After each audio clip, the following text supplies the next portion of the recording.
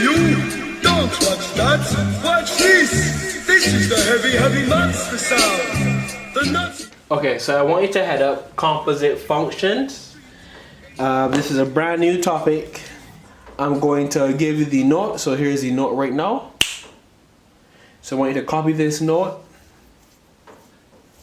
And when you finish copy it, you can pause the video, copy the note, and then come back right here. Okay. So you copy the note. This is your example. You can put example, and then you can write all of this. Okay, pause the video, you can write it.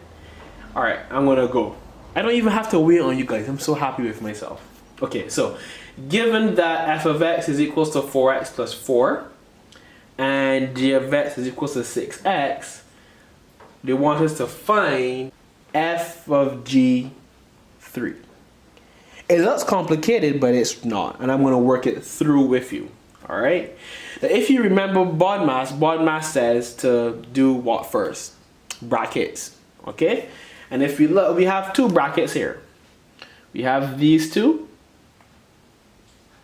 and we have two on the inside. All right. So we're gonna do this bracket first. So this bracket inside here is simply g of 3. Now, we know how to do this by itself because we know the function g is defined as 6x, or 6 times x. So we're going to take our input 3 and we're going to multiply it by 6. We're going to get 18.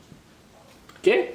So far, this inside piece, you should be able to work out.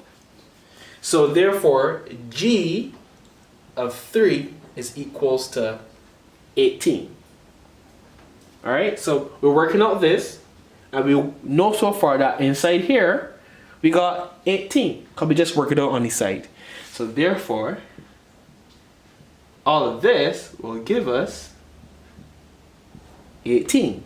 And then from there on out, we can work out the function, because they've given us the function f of x is equal to 4x plus 4.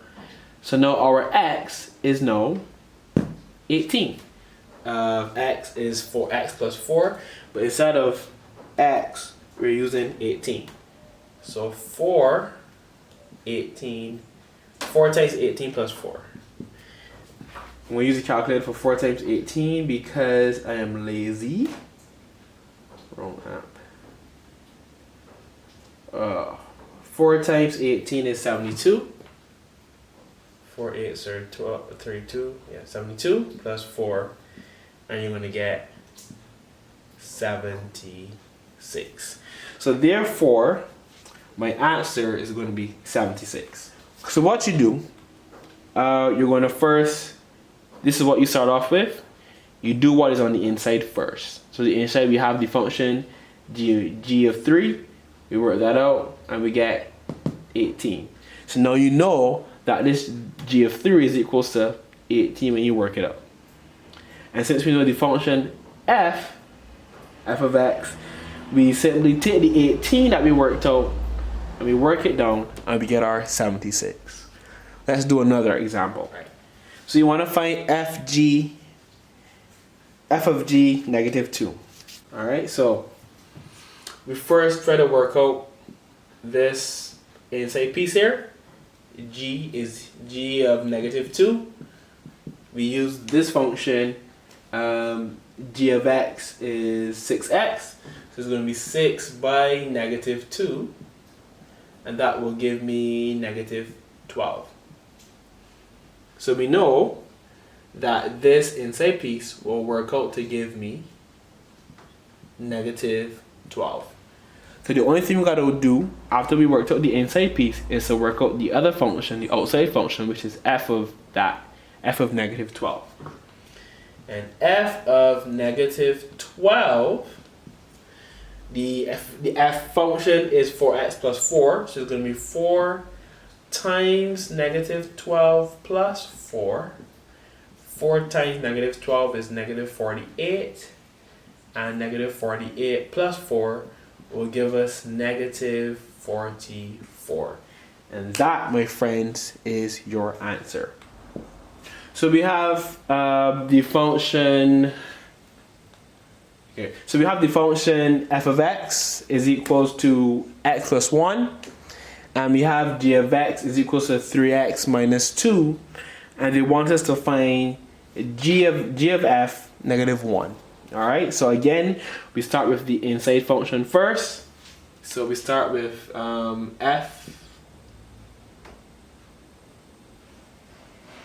We start with f negative 1 and do it over this side.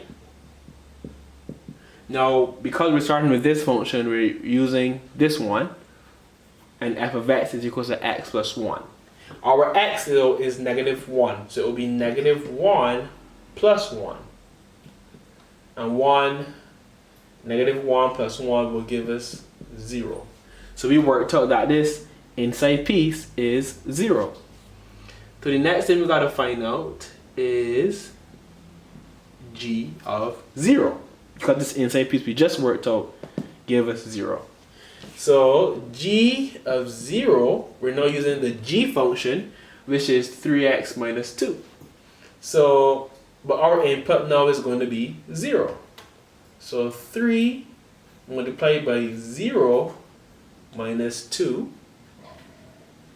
3 zeros are 0, and 0 minus 2 is negative 2. So therefore our answer is negative 2. Okay? So that's how these functions work. You're usually, you're given two functions. You're asked to find this. Now this is called a composite function. Now the word composite is telling you that there's more than one function. This function is made up of more than one, in this case two functions. The g function and the f function. Alright? We start with the function on the inside first. We work that out, we get a 0. And then we take this answer and we use it for the function on the outside, which is the g function. And that will be our final answer when we calculate it. I'm going to give you some to try, and then I'm going to give you some to do. So, in your book, after the 3 examples, you could put the word try, and then you would do these 2 questions here. Then you can either take a picture and send it to my email address, or you can post your answers in the stream section of the Google Classroom. And if there's anyone that has difficulties, then I can do a video going through the corrections.